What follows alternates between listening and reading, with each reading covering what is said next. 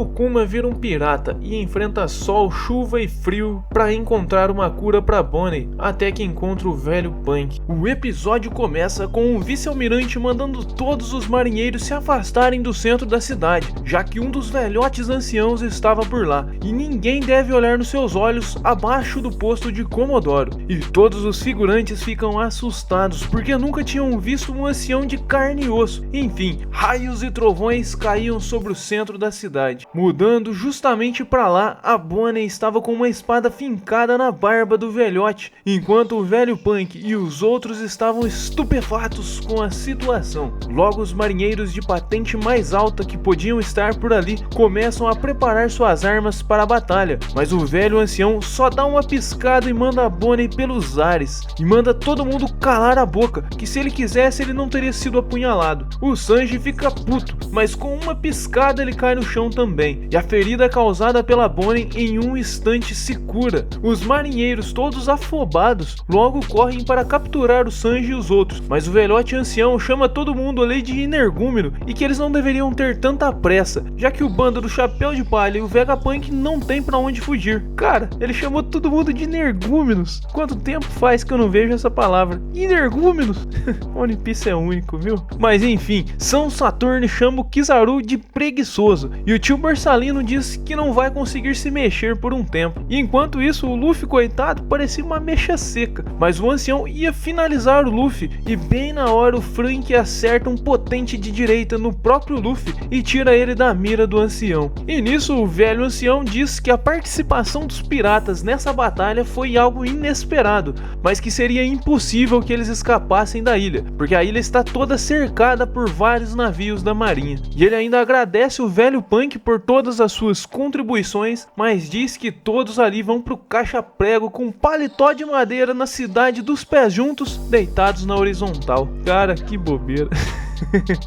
O velho ancião então começa a apertar a Bonnie e nenhum dos presentes ali conseguia se mexer, e de repente uma aura estranha começa a sair do ancião. De repente a Bonnie começa a ver uma imagem do Kuma conversando com ela quando criança, e nesse momento todos os marinheiros apontam suas armas para ela. Somos levados a 47 anos atrás no reino Sorbet. Era o Kuma que estava nascendo. O doutor promete que não vai revelar a ninguém sobre o sangue bucaneiro de sua família. Enfim, eles viviam uma vida feliz, quando de repente o mesmo doutor chega correndo e diz que eles precisam fugir dali, que o governo acabou descobrindo sobre eles. O pai do Kuma, tadinho, ele chora e pede que eles deixem seu filho e sua esposa, porque eles não têm o mesmo sangue. Mas a vida não é um morango, né, meu amigo? Obviamente os três são presos e viram escravos em Marejóis. O coitado do Kuma entra pra competição dos personagens que mais sofreram na história de One Piece. Tadinho, ele era só uma criança. Agora deixa aí nos comentários qual história é mais triste de um One Piece, a do Kuma, a do Law ou a do Coração?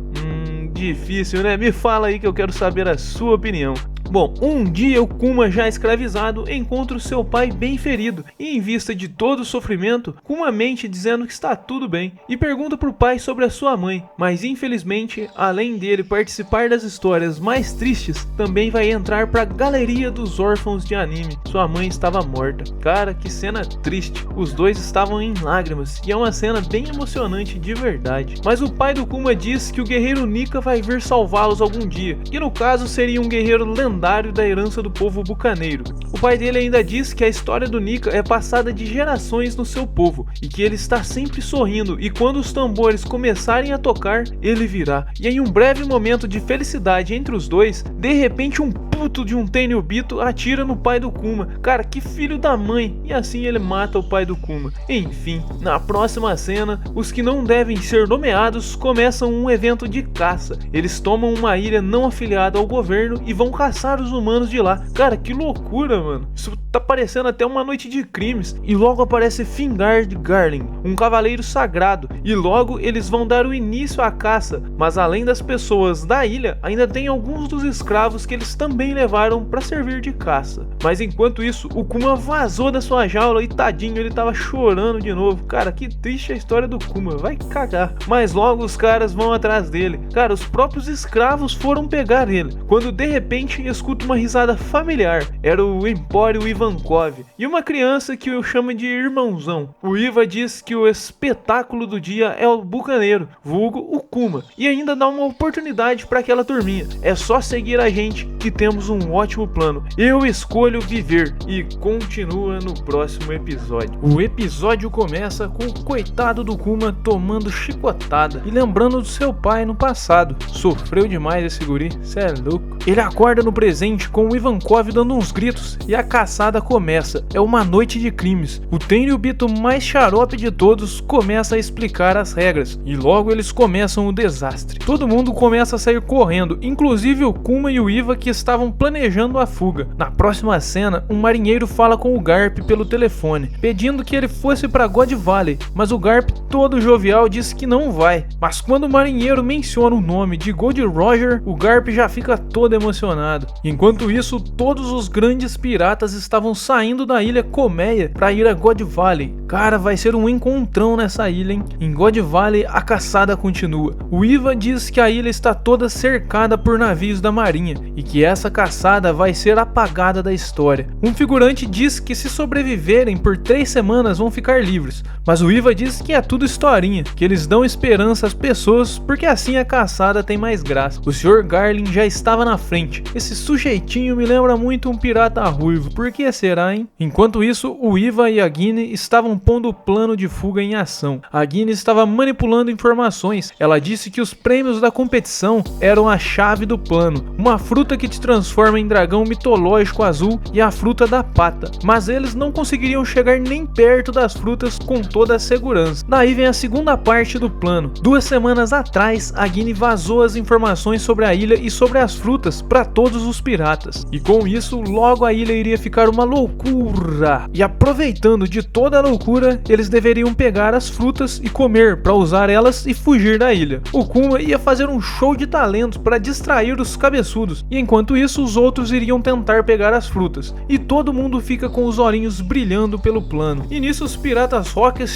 chegando, derrubando os navios da marinha e fazendo um caos. Cara, e que tripulação de respeito essa, hein? Primeiro Barba Branca com a Stussy no ombro, depois a Gloriosa, que é aquela velhota da Ilha das Mulheres, e em seguida também vem o Chique Leão Dourado e a Big Mom falando que ia pegar as 2 frutas pra ela. Na sequência o Kaido e o Capitão John. Cara, que bando de piratas era esse? E com isso os cabeça de astronauta já fica tudo em choque, gritando com os marinheiros que se acontecesse alguma coisa eles estão ferrados. E de repente aparece ninguém mais, ninguém menos que o Roger e o seu bando para completar o evento. E os Cavaleiros Sagrados começam a organizar os soldados para proteger os cabeças de astronauta. Era pirata lendário para tudo que é lado, cê é louco. Os marinheiros começam a ficar em choque quando de repente chega também o vice-almirante Garp perguntando do Roger. Cara, que fixação que é essa? Cê é doido, hein? Enquanto tudo isso acontece, a molecada tava saqueando todas as caixinhas de prêmios e eles até acham as frutas, mas em seguida a Big Mom aparece dando uma paulada no Iva, e quando ela ia pegar o Kuma também, o Iva segura a perna dela e mandou o Kuma fugir dali correndo. O Kuma desesperado engole a Akuma no Mi de uma vez, e nisso o velhote ancião São Saturno já dá uma bifa no coitado e manda ele no chão. God Valley estava um caos, mas esse incidente desapareceria da história da humanidade. Bom, o governo gosta de apagar as coisas da história nesse desenho, né? O Iva, o Kuma e a Guine aparecem depois no Reino Sorvete, na antiga casa do Kuma. Ao todo, eles conseguiram salvar 500 vidas desse incidente. O Iva diz que as mãos do Kuma libertaram pessoas. Enfim, o Iva se despede e diz que vai para o mar, e a Guine diz que vai ficar até decidir o que fazer. A Guine diz que precisa cuidar do Kuma, já que ela é mais velha, mas no primeiro serviço ela já se quebra no chão. Então o Kuma chegou e fez todo o trabalho pesado. A ideia era cortar lenha e vender. Chega de comer lixo ou roubar para comer. De repente uns meninos começam a atacar pedra no Kuma. Cara, ele não cansa de sofrer, tá doido? E logo a Guine dá uma surra nessa molecada, mas o Kuma é muito bonzinho. Cara, se esse aí não for pro céu, ninguém vai. Enfim,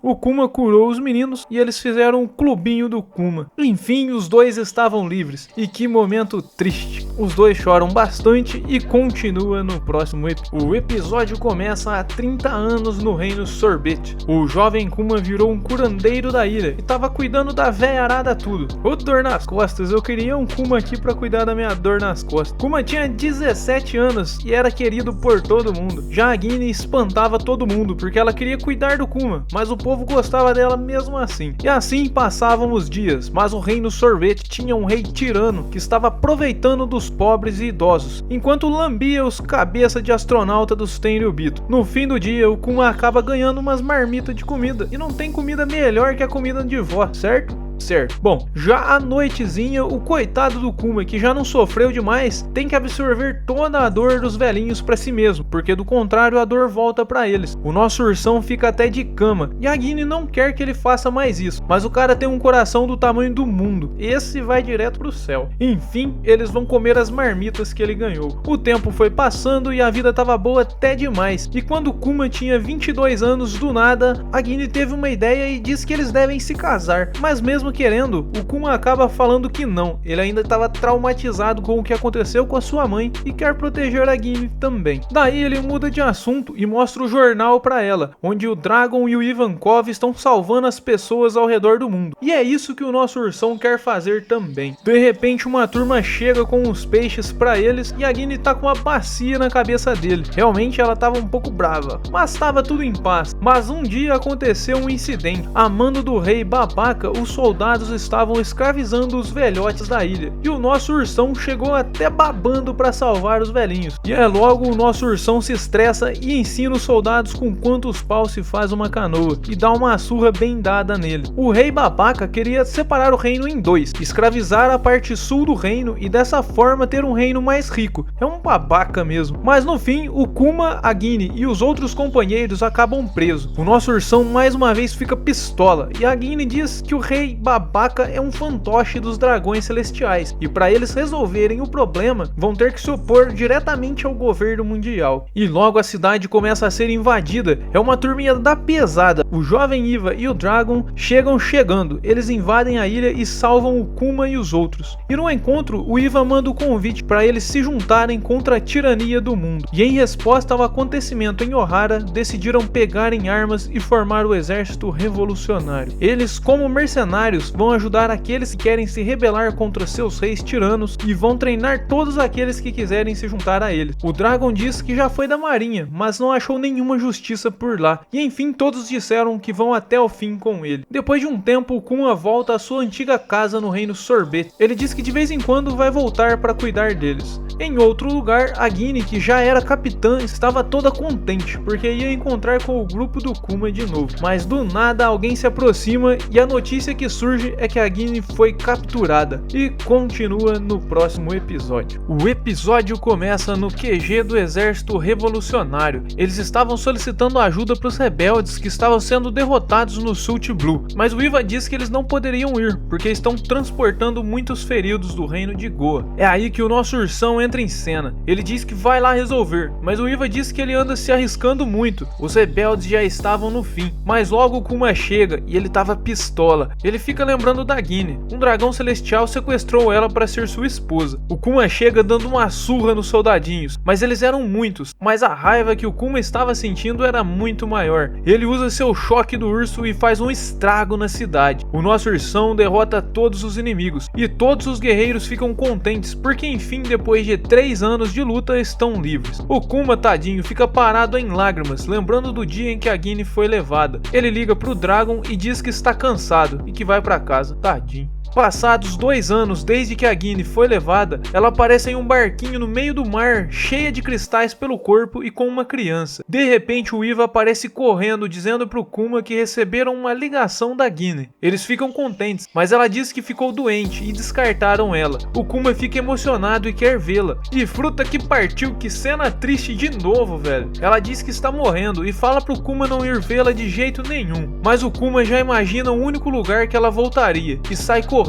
As últimas palavras dela foram: Kumashi, vou te amar pra sempre. E morreu. O Kuma chega correndo na igreja, mas já era tarde demais. Com muita tristeza, ele a pega em seus braços. A doença cobre sua pele com cristais, e quando exposta à luz natural, a pele fica dura como pedra. O Kuma começa a lembrar do passado. E caramba, eu queria saber o que o Oda tem contra o Kuma. Vai inventar sofrimento assim pra lá, tá louco? Ele fica em prantos. De repente ele escuta o choro de uma criança. A Guine enfrentou o oceano para chegar até ali e proteger essa criança. O nosso ursão então promete que vai criar a criança e faz um enterro digno pra Guine. O tempo vai passando e o Kuma foi aprendendo a cuidar da criancinha enquanto as velhinhas só gritavam com ele. A menininha estava crescendo rápido, até aprendeu a falar papai e estava dando tudo certo. A Bonnie já estava bem grandinha. O Kuma até voltou a lutar e temos até um breve momento do Sabo no episódio. Depois de um tempo, o Kuma volta pra casa, mas a Bonnie estava com umas pedrinhas no rosto. E eu já disse que a vida não é um morango pro nosso Kuma. No outro dia, ele estava pregando todas as janelas de casa para não entrar nenhuma luz natural. Vários e vários médicos vão lá para avaliar, mas ninguém nunca nem tinha ouvido falar de tal doença. O Kuma então decide sair do exército revolucionário para cuidar da pequenininha. E ela era um demoninho de arteira, igual a Guine. E enquanto isso, o coitado do Kuma sofrendo como sempre. A Bonnie disse que se pudesse ir viajar, gostaria de ir para a Ilha do Céu, porque lá fica mais perto do sol e talvez dê para encontrar o Nika. Daí do nada o Kuma começa a fazer aquela dancinha do Nika. Paizão ele, viu? Eles se divertem bastante. No outro dia ele recebe a visita de outro médico, que diz que essa é uma doença incurável, que se chama escamas de safira, e que a Bonnie viveria no máximo mais 5 anos. Quando o Kuma vai entrar, já leva um sustão da Bonnie, e ela diz que ouviu tudo. E o Kuma já fica engasgado, e ele não consegue dizer a verdade. Ele diz pra ela que a doença vai ser curada quando ela fizer 10 anos de idade. Ela fica super contente que vai melhorar. E mais um ano se passou, e o Reino Sorbete estava em apuros de novo. E os velhinhos aparecem pedindo ajuda do Kuma novamente. Aquele rei babaca disse que ia queimar todas as pessoas vivas. O Kuma fica pistola e continua no próximo episódio. O Reino Sorbete estava totalmente em chamas, e o Kuma dando uma de bombeiro e salvando a galerinha da cidade. Eles falavam pra ele parar, mas ele se comoveu com o choro dessa garotinha, então ele sai correndo. Enquanto isso, o rei babaca continua babando nos Tenryubito. Tacou fogo na cidade só pra receber elogio. Cara, carente, viu? O povo que ainda tinha coração se manifestou na frente do palácio pedindo pra apagarem o incêndio, mas o velho rei manda atirarem neles. E nessa hora, o Kuma aparece com uma cara que daria medo até no próprio capeta. Ele amassa os soldadinhos da porta, e lá dentro não sobra ninguém. O rei babaca tava se arrastando de medo. Ele fala que vai dar toda a área queimada pro Kuma, porque já tinha tirado todo o lixo humano de lá. E meu amigo, nessa hora o Kuma lembrou da menininha chorando por causa da mãe. Ele tava tão furioso que já tinha mandado o rei pro caixa-prego só em pensamento. O rei dá uns tirinhos no Kuma e não faz nem cócega. O Kuma então caminha pro lado dele e prepara o choque do urso mais poderoso que ele já fez, e destrói o palácio inteiro. Esse episódio ficou conhecido como a Revolução Solitária do Reino Sorbet. O caso chegou até o governo mundial. O povo tava feliz pra caramba e pediram que o Kuma se tornasse o novo rei. Ele aceitou, mas continuou morando na velha igreja. De repente a Bonnie já era uma moça e estava se exercitando, e todos ficaram assustados achando que ela era a Guine, já que ela estava adulta e não tinha nem percebido. Mas de repente ela fica criança de novo, e todos ficam chocados em saber que era a Bonnie mesmo. O Kuma até desmaia de susto, e o pessoal acredita que seja uma Akuma no Mi. Um velho pesquisa e diz que deve ser a fruta da idade. A Bonnie tenta fazer de novo, mas não consegue. De repente alguém bate na porta e a Bonnie vai atender. E esse cara pega uma velhinha e acha que foi a Bonnie que se transformou. Na porta era o Bulldog, um antigo rei que estava ajudando o Kuma a cuidar de tudo. No jornal, o governo disse que o Kuma incendiou a vila e roubou o trono à força. Eles disseram que o rei babaca e os Tenryubitos estão preparando navios de guerra para retomar o reino. Mas o nosso ursão disse que eles podem vir, que ele vai quebrar todo mundo de novo. Do nada a Bonnie ficou grande de novo e logo ficou velhinha.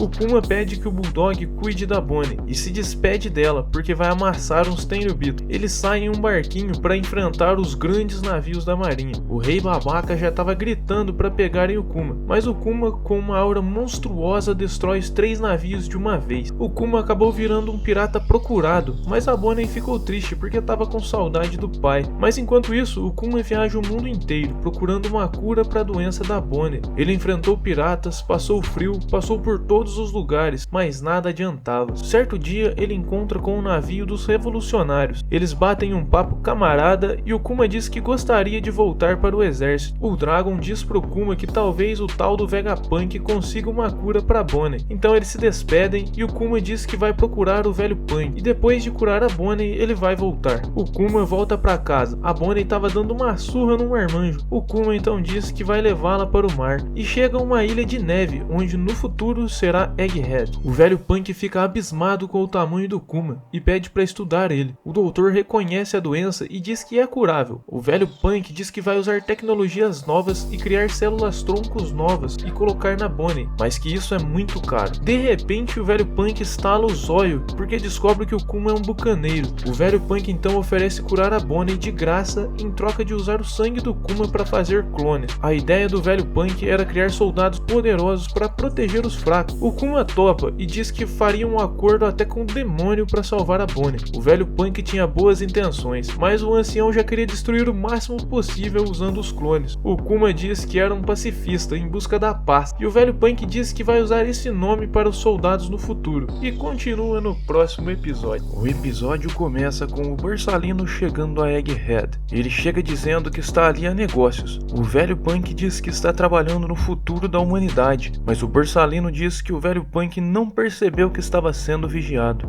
O tio Borsalino fala que todas as conversas estavam sendo ouvidas. Aí do nada mostra o Drake, que se pra você parece conhecido é porque é o tio que vira dinossauro no futuro. De repente o caracol começa a falar. Era o chato do São Saturno. Ele fala pro velho Punk que o Kuma é um pirata com uma recompensa de 296 milhões de berries. E não seria bom que os soldados clones da marinha tivessem a cara dele. A marinha perderia o prestígio. Dito isso, ele vai impor algumas condições para isso acontecer. A primeira é que o Kuma fará parte dos 7 corsários, mais conhecidos como Shichibukais, já que o bravo do Ace acabou derrotando um dos corsários. O maluco era brabo. A segunda condição é que o Kuma também vai se tornar uma arma humana da marinha, mas ele já foi um revolucionário no passado, e para não ter problema com o governo mundial, a terceira condição vai ser ele abrir mão do livre-arbítrio. Lógico que o velho Punk não concordou, mas como ele é um subordinado da marinha, teve que ficar de boa e só ouvir. Mas o Kuma, tadinho, estava até emocionado, porque pensou que o ancião ia pedir condições que ele não conseguisse atender. Enquanto isso, a Bonnie estava dando uma canseira no Sentomaru. O velho Punk diz que a cirurgia da Bonnie até ela ficar boa vai levar 1 ano e meio, e a cirurgia do Kuma para virar um ciborgue demora 2 anos. A outra exigência do ancião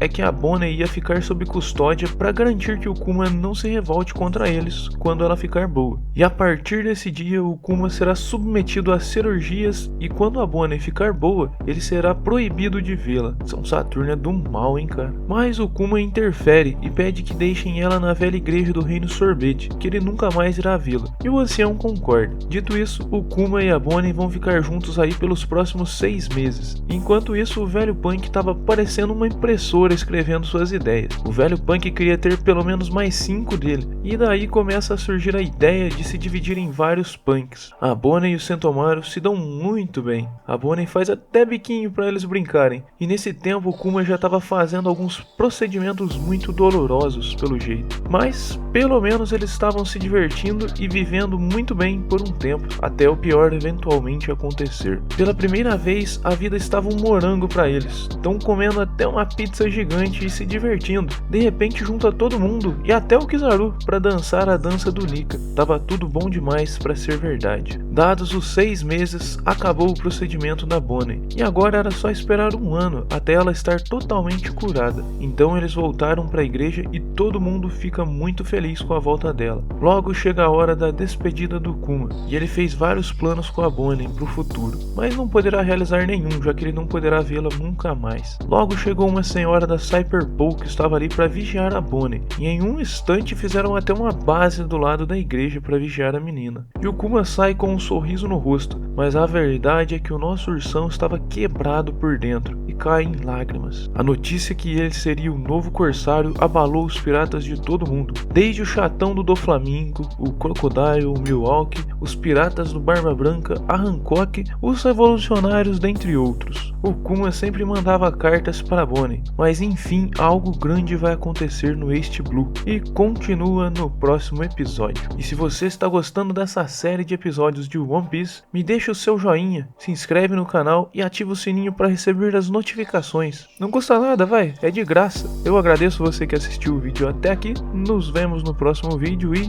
tchau!